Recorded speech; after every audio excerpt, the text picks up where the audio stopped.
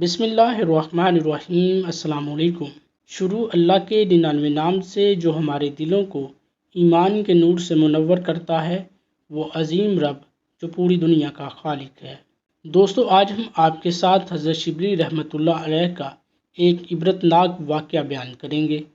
حضرت شبلی رحمۃ اللہ علیہ اکابر اولیاء کرام میں سے ہیں، اور یوں کہنا چاہیے کہ سردار اولیاء میں سے ہیں۔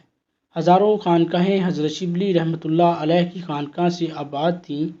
ان کے خلفاء اور مرید کثیر تعداد میں تھے، اور تقویٰ و طہارت کا کارخانہ پھیلا ہوا تھا۔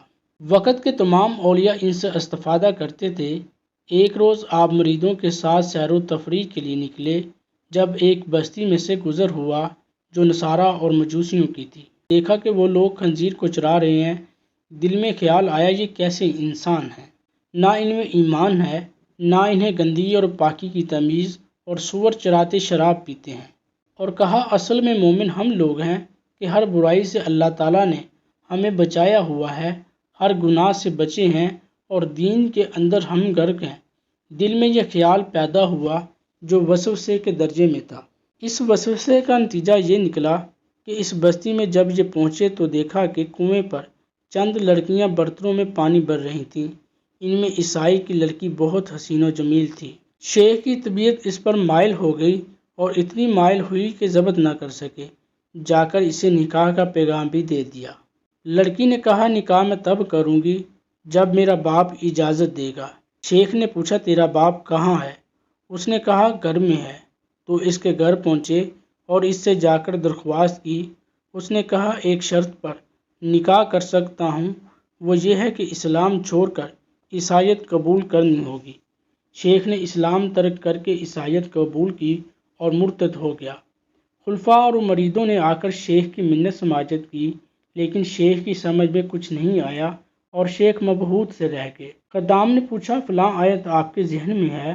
شیخ نے کہا، میرے ذہن میں کوئی آیت نہیں، گویا پورا قرآن ذہن سے نکل گیا ہے۔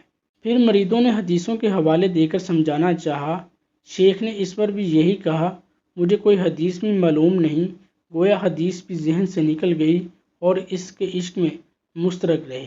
حتیٰ کہ کل جس لکڑی سے سہارا دے کر جمعے کا خطبہ پڑھتے تھے، اسی لکڑی سے خنزیر چرا رہے تھے۔ شیخ کی ایسی حالت دیکھ کر لوگ رو پڑے، اور پورے ملک میں تمام خانقاہیں غیر آباد ہو گئیں، اور جہاں جس مرید کو پتہ چلتا وہیں سکتے کے عالم میں رہ گئے، اور بہت لوگ برداشت نہ کر سکے۔ خبر سنتے ہی انتقال ہو گیا۔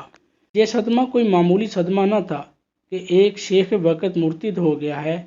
فکر تھی کہ دوسروں کے ایمان کا کیا ہوگا۔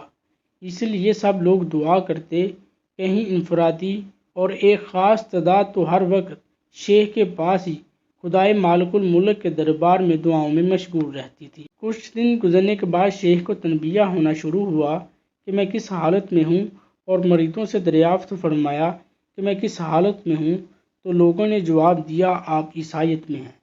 شیخ نے کہا، معاذ اللہ، استغفر اللہ۔ اسی وقت توبہ استغفار کی اور کہا کہ مجھے فوراً کلمہ پڑھاؤ اور مسلمان بناؤ۔ اب جو دھیان دیا تو پورا قرآن ہی یاد آ گیا، پوری احادیث محفوظ، اور کہا کہ میں یہاں کیسے آ کر پھنس گیا ہوں۔ لوگوں نے کہا، حضرت یہ واقعہ ہے۔ فوراً توبہ کر کے وہاں سے واپس ہوئے اور استغفار میں مصروف رہے۔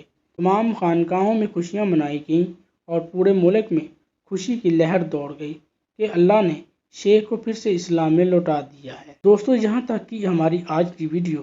دعا ہے اللہ تبارک و تعالی ہمیں ہر برائی سے بچائے، ہمارے گناہ معاف کرے، اور ہمارا خاتمہ ایمان بالخیر پر ہو۔ اگر آپ کو یہ ویڈیو پسند آئے تو ویڈیو کو لائک کریں، اور جرنی آف ایمان یوٹیوب چینل کو سبسکرائب کریں۔